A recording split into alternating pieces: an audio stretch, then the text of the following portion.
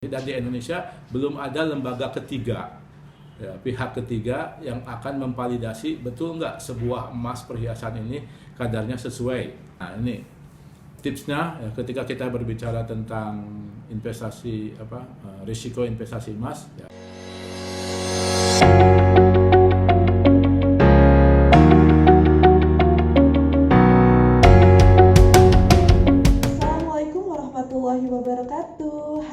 Selamat datang di acara webinar series Investasi Emas episode 1 spesial dari Galeri 24 dengan saya Evana Febriani.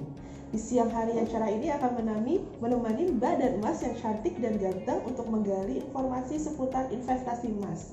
Nah, langsung aja nih nggak pakai lama, kita ke pertanyaan yang pertama. Nah, Pak, kemarin kan kita sudah bahas mengenai manfaat dari investasi emas itu sendiri ya.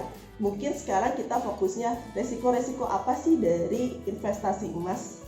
Oke, baik, terima kasih. Assalamualaikum warahmatullahi wabarakatuh. Selamat siang untuk semuanya. Mudah-mudahan kita selalu sehat ya.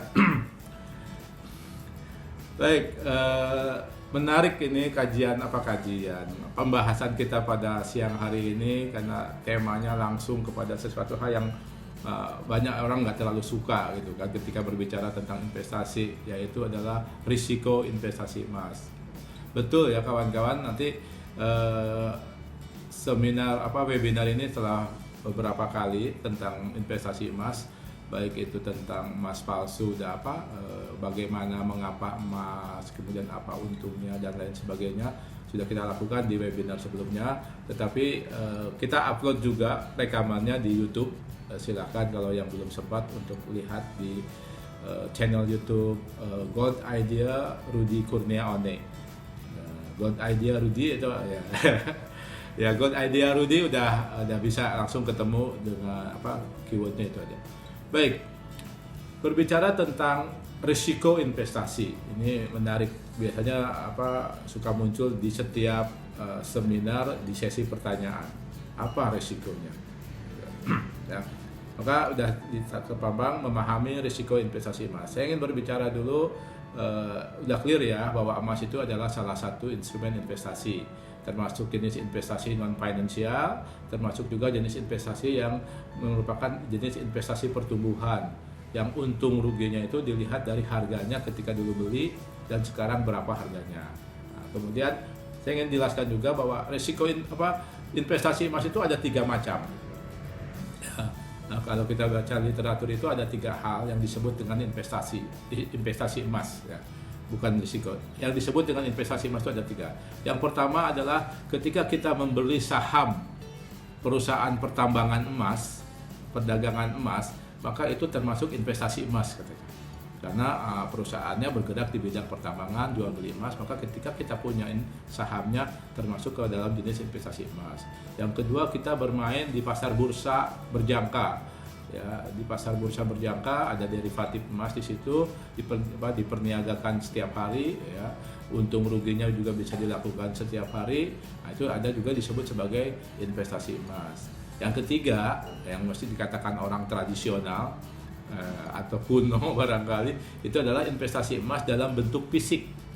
Artinya memang emasnya kita kuasai ya, emasnya dipegang, dikuasai. Nah, karena memang kapasitas saya bisanya di dalam bentuk fisik, maka nanti saya akan batasin bahwa kita akan berbicara tentang risiko emas secara fisik ya. Risiko emas di pasar saham bukan ilmu saya. Risiko emas di pasar derivatif, bursa berjangka pun saya tidak tahu. Tetapi kalau emas secara fisik memang itu adalah kerjaan saya hari-hari gitu. Jadi mungkin bisa sedikit berbagi di sini. Nah, jadi kita akan membahas tentang risiko emas secara fisik. Emas secara fisik ada 2, yaitu emas batangan dan emas perhiasan. Emas batangan tentunya adalah ketika kita berbicara emas, 2 hal yang menjadi penentu harga atau nilainya, yaitu karatnya, kadar, dan beratnya. Jadi pemahamannya harus sama. Nilai emas itu ditentukan 2 faktor, kadarnya sama beratnya. Kadarnya sama tapi beratnya sama, jelas harganya beda, ya kan. Kadarnya berbeda, salah satu berbeda, jadi akan berbeda nilainya. Maka harus dua-duanya. Bisa saja kadar beda, berat beda, tapi nilainya sama. Bisa. Tergantung nilai emasnya. Nah, itu yang pertama yang harus dipahami. Kemudian kalau ketika berbicara emas batangan, tentunya kita berbicara bahwa emas murni. Ya, yang namanya emas batangan itu biasanya emas murni 99,99 sampai 4 angka atau angka 999 atau 24 karat. Nah, itu emas murni dan juga biasa disebut sebagai emas untuk bahan baku.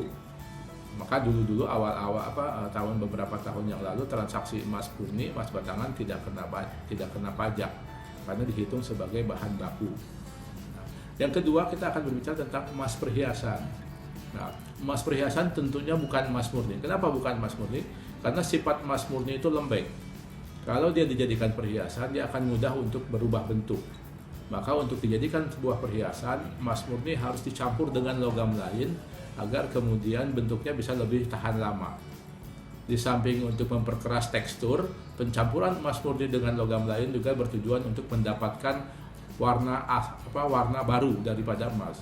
Ya, emas murni warnanya kuning cerah, tapi ketika dicampur dengan tembaga yang warnanya merah, jadilah emas yang agak kuning kemerahan. Ketika dicampur dengan perak yang warnanya putih, maka menjadi emas yang semakin muda, semakin terang. Nah, itu jadi memang tujuan pencampuran adalah untuk selain memperkeras teksturnya supaya lebih awet lagi dalam bentuk hasil olahannya, kemudian juga untuk mendapatkan warna. Nah, konsekuensinya adalah ketika emas murni dicampur dengan logam lain untuk dijadikan perhiasan, maka kadar emasnya otomatis akan berkurang. Tadi sudah saya katakan, penentuan harga emas tergantung kadar dan beratnya. Nah, makanya perhitungan kadar emas murni, penentuan kadar emas dalam perhiasan menjadi sangat strategis, sangat penting, karena itu akan menentukan berapa harganya. Mungkin warnanya bisa aja sama, tetapi kadar emasnya berbeda, harganya bisa jadi berbeda. Nah, jadi itu yang akan kita bicarakan tentang emas batangan dan emas perhiasan. Dari kedua barang ini nanti ada beberapa risiko yang harus kita pahami. Lanjut ke slide berikutnya, ya. Ketika kita berbicara tentang beli emas untuk keperluan investasi, saya rasa semua orang beli emas kemudian pasti berpikir suatu saat akan dijual balik. Ya, nggak ada yang beli emas kemudian untuk dikonsumsi. Ya, meskipun sudah ada kue yang pakai lembaran emas katanya. Tapi sebagian besar beli emas untuk pasti dipikir untuk suatu saat akan dijual balik. Maka concern pertama orang beli emas itu adalah kapan dijual balik itu, berapa nanti harganya, gampang nggak jualnya, turun nggak harganya. Maka kemudian concernnya adalah risiko penurunan nilai. Risiko penurunan nilai jelas ya, kalau emas murni mungkin risiko yang akan hilang itu adalah ongkos cetak. Tapi bisa dikatakan relatif kecil ongkos cetak untuk emas batangan, emas murni. Tetapi untuk perhiasan, risiko penilaian nilainya agak besar. Kenapa? Karena di situ ada ongkos desain, ada biaya bikin, ya kan? Kemudian ada pajak perhiasan, juga ada margin toko yang cukup besar. Sehingga ketika kita mau mengembalikan, tentunya akan ada penurunan nilai. Itu kalau dalam jangka pendek. Ya, jangka pendek itu akan terasa penurunan nilainya. Tapi kalau udah setengah tahun sampai 1 tahun lebih, biasanya itu resiko selisih harga itu akan tertutup dengan kenaikan harganya. Ya, jadi risiko penurunan nilai. Maka kemudian dan harus dipahami sama bapak semua peserta bahwa harga emas itu berubah. Ya, harga emas itu berubah. Kalau kita lihat di pasar bursa, di bursa emas dunia, harga emas itu berubah hampir 15 menit sekali. Bisa pusing kita lihatnya, naik turun gitu kan. Nah, tetapi harga emas di Indonesia nggak terlalu cepat untuk merespon itu. Ya, kadang-kadang kalau naik cepat biasanya direspon, tapi kalau turun biasanya belum stabil. Toko biasanya begitu. Untuk kemudian mengadop harga dunia itu biasa toko kalau turun agak lama, tapi kalau naik mereka cepat. Ya. Kemudian juga yang harus jelas bagi para investor itu pengen harga jual dan harga belinya jelas. Maka dari awal orang akan tahu nih, hari ini belinya 100, kalau dijual balik lagi bisa ada 98 misalkan atau 92 gitu kan. Jadi mereka ada ketahuan harga jual berapa, harga beli berapa.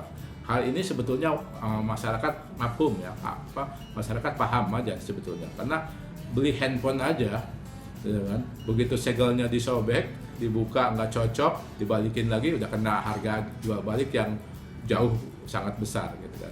Nah kemudian yang diharapkan masyarakat yang diinginkan ketika dari risiko penurunan ini itu transparansi harga. Ya, saya kadang suka sedih kalau lagi nongkrong di pasar emas, suka melihat ada orang tua, ibu-ibu terutama mengembalikan perhiasan yang dibeli 2-3 tahun yang lalu. Kemudian ditanya ke tokonya, "Pak, ini kalau mau dijual berapa?" Kemudian singkoh tokonya bilang, "Dah, ikutin harga kwitansi." Nah, ibu-ibu itu senang.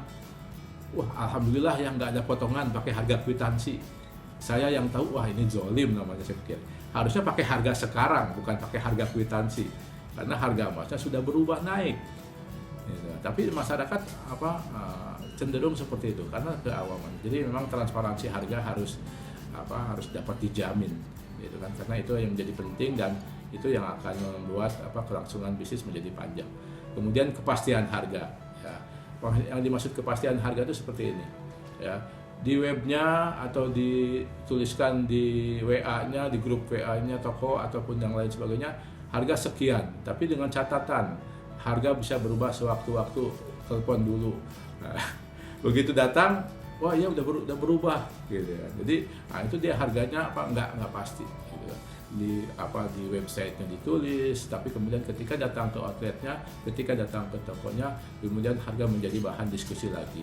Nah, ini yang membuat orang untuk juga memperhitungkan untuk penurunan nilai ini. Yang berikutnya ya, adalah tentang risiko sulit menjual produk investasi. Ya, ini sebetulnya risiko semua jenis investasi. Nah, semua jenis investasi mengalami kendala ataupun risiko sulit untuk menjual produk investasi. Ya, yang kita tahu yang agak sulit menjual itu tanah misalkan. Ya, tanah itu risiko properti itu belinya bisa untungnya bisa sangat banyak, tetapi ternyata menjualnya minta ampun. Ya, kita sering atau bahkan setiap kita sering melihat ada spanduk tertempel di satu kapling tanah ataupun di pagar rumah bahwa rumah ini dijual. Tapi sudah berbulan-bulan itu masih tertempel. Nah, itu menunjukkan bahwa memang menjual produk investasi seperti tanah itu menjadi sebuah kesulitan tersendiri. Nah, sama di investasi emas juga ada kesulitan itu, tetapi memang kemudian ada solusinya. Makanya ketika kita mau berpikir melakukan investasi emas, membeli investasi emas, tanya dulu ke tokonya, gimana buyback garantinya. Buyback garantinya seperti apa? Nah, jangan tadi, sesuai kwitansi lama, itu udah nggak dibeli juga, tapi dengan harga yang mencederai. Ya. Saya punya pengalaman tahun 2012-an ketika di Jakarta lagi boomingnya dibuka banyak mall. Nah, itu ada modus penipuan seperti ini. Ketika mall dibuka, satu kelompok ini menyewa tempat di atrium di tengah, kemudian di depan jualan emas. Kemudian pasang spanduk dalam rangka pembukaan toko diskon 30%. Wah, itu mallnya jadi rame ya, di toko itu antrinya udah luar biasa, udah kayak beli kacang, rame banget gitu kan. Tetapi apa yang terjadi, karena ibu-ibu begitu diskon 30%, apalagi emas kayaknya udah gatel aja mau beli. Tetapi apa yang terjadi, ternyata toko emas itu sewa di situ memang bukan tenan yang menetap ya, karena dia sewanya di atrium, itu tenan sementara aja. Dia sewa di situ hanya 6 bulan. Sewa di situ 6 bulan, menjual banyak emas ya, dengan kadar yang ternyata kadarnya nggak betul. Begitu 6 bulan berikutnya tokonya sewa kontraknya hilang, habis, tokonya hilang. Nah, ibu-ibu yang terlanjur beli emas diskon 30%, begitu mau balikin bingung. Bu, saya dulu beli emas di sini, di mall ini. Mana tempatnya? Dulu di sini. Sekarang udah jadi tukang mainan. Artinya, itu mereka ada modus seperti itu. Ya, jual sebanyaknya dengan harga dimiringkan, tapi memang ternyata kadar emasnya tidak memenuhi, maka nggak ada jaminan untuk bisa dibeli kembali. Ya, kemudian harusnya semua perhiasan ataupun emas itu mudah diterima pasar kalau memang standar kadar dan beratnya standar, ya, sesuai dengan apa yang dituliskan di dalam akad perjanjian ataupun nota pembelian. Itu semua harusnya diterima di pasar. Nah, di Indonesia, nanti saya akan berbicara di bagian berikutnya. Di Indonesia tidak seperti itu kejadiannya. Kita heran, beli emas di toko A, jual ke toko B yang ada di sebelahnya, itu nggak laku. Kalaupun diterima, harganya jauh diturunkan. Itu kan sebuah hal yang mencederai kepentingan konsumen kalau menurut saya. Nah, sebetulnya emas itu harus diterima di semua tempat. Nah, kemudian juga kalau kita harus ketika kita membeli emas juga harus berpikir ke tempat-tempat yang memang memiliki jaringan luas, ya, karena ada sebuah kejadian di masyarakat di luar sana yang menurut saya nggak pas dengan prinsip bisnis emas. Emas Medan nggak laku di Surabaya, emas Surabaya nggak laku di Medan. Padahal harusnya emas itu bersifat universal, di mana saja laku. Ya contohnya lah, emas oleh-oleh haji dari Jeddah, dari Mekah, dari Madinah, itu semua toko emas di Indonesia menerima dengan tangan terbuka. Kenapa? Karena mereka tahu kadarnya pasti jelas, gitu. Nah, sementara di Indonesia kadarnya tidak pasti dan kurang jelas. Ya. Jadi itu jaringan yang luas karena akan menjamin kapan kita bisa mengembalikan, mudah untuk mengembalikan nilai investasi kita. Ya, jadi prinsip bahwa emas itu adalah alat investasi yang paling mudah untuk dijadikan uang tunai. Sampai-sampai jika disebutkan di dalam sebuah artikel itu, emas itu high liquidity, likuiditasnya sangat tinggi, sampai ada yang mensetarakan dengan kas, sama aja dengan uang, seperti itu. Ya. Dan hebatnya memang emas ini berlaku universal seperti tadi yang saya katakan. Bawa kemana saja, misalkan kalau kita bawa emas antam ke Singapura, ke Malaysia, itu di toko emas di sana pasti akan diterima karena antam salah satunya misalkan memiliki akreditasi LBMA, London Bullion Market Association, ya, sehingga mereka bisa diterima di luar yang juga mengadopsi sertifikasi LBMA itu. Jadi tanpa harus diuji mereka terima. Kemudian yang berikutnya ada risiko emas palsu. Ya, ini yang menurut saya kita harus betul-betul berhati-hati. Kenapa? Ya, di Indonesia saya katakan marak yang namanya emas palsu. Kenapa marak emas palsu? Pertama, masyarakat kita awam. Ini emas atau bukan? Gitu kan. Sampai-sampai ada yang asal berwarna kuning emas. Ya, jadi memang masyarakat kita awam bahwa emas. Nah, buktinya apa? Banyak orang yang tertipu.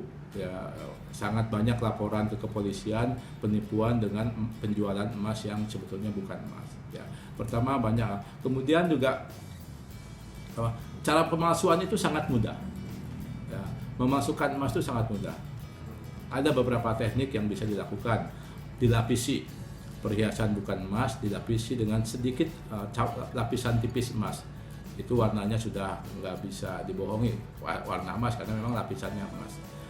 Pertama lapisan, kedua sepuhan lebih tipis lagi daripada lapisan. Kalau lapisannya agak tebal, tapi sepuhan. Kemudian ada emas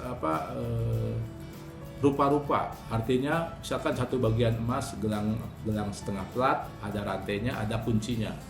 Itu 3 bagian itu bisa berbeda kadarnya. Secara teknik bisa dibuat dengan kadar yang berbeda, dan masyarakat pembeli nggak tahu. Emas palsu itu ya.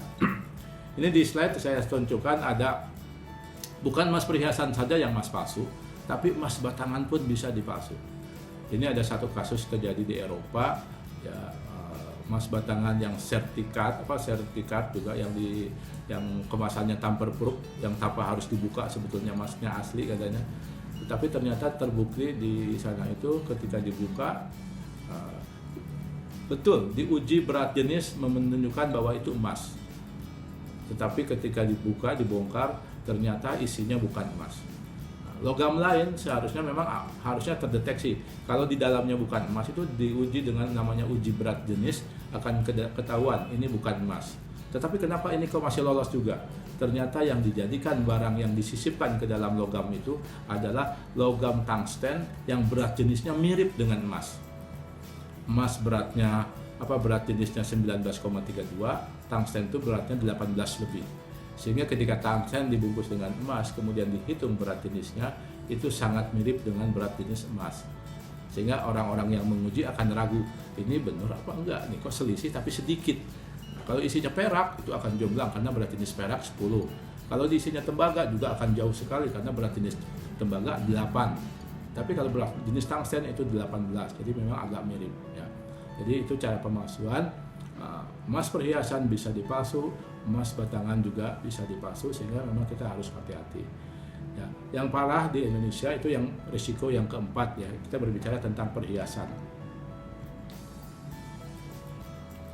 Ya, risiko yang keempat itu tentang perhiasan.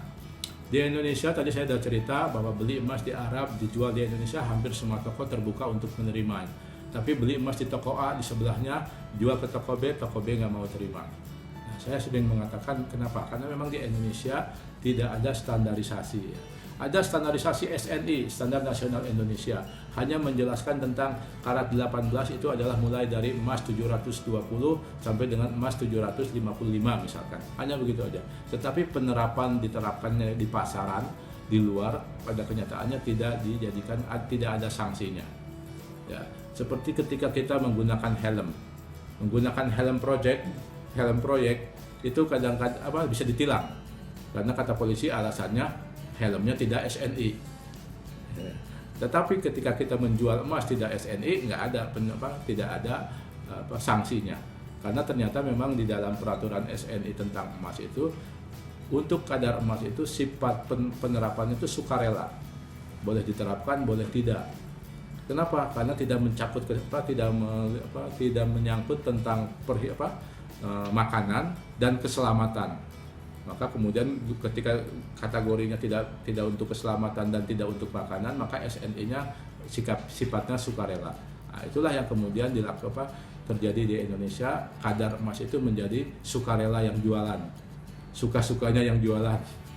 Mau disebut 20 karat padahal 18 karat, mau disebut 18 karat padahal 16 karat, itu menjadi praktek keseharian.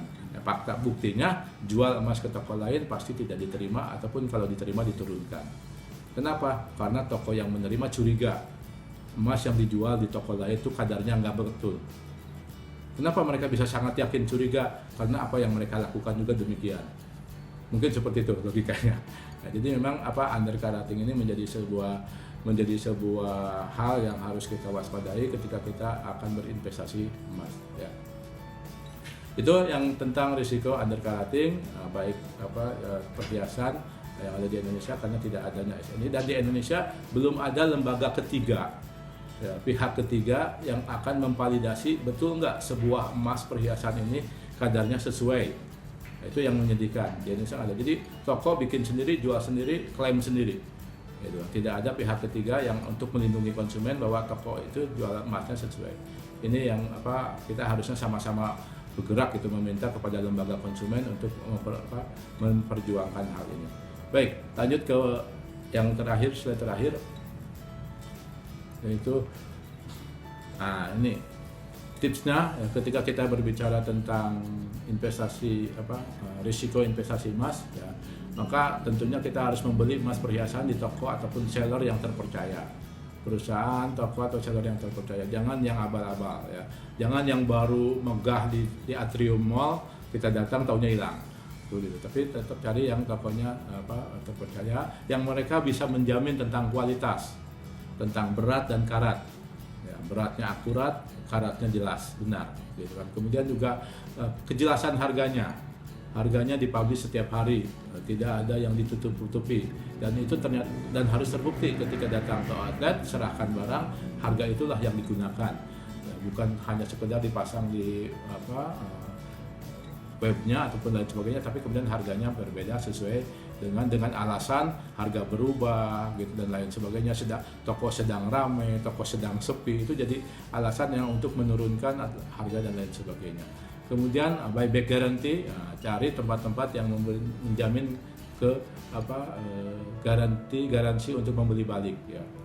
Jangan sampai kejadian emas Medan gak laku di Surabaya, emas Surabaya gak laku di Medan. Ya. Tapi harusnya semua emas laku di mana saja, seharusnya seperti itu. Ya.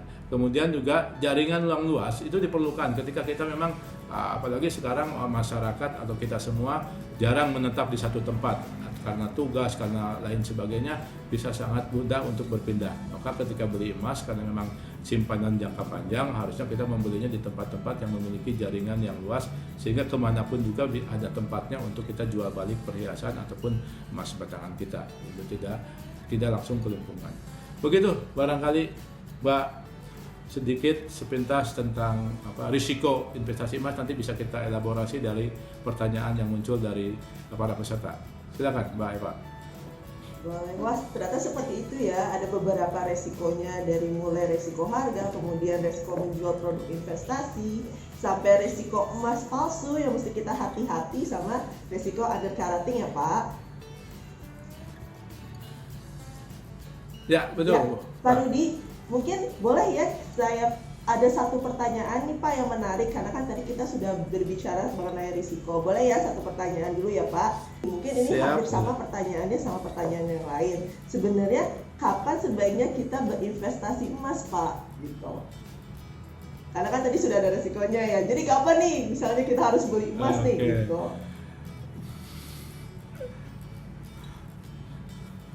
Oke, baik. Saya selalu mengatakan waktu yang tepat untuk investasi emas itu adalah sekarang saat kita punya uang.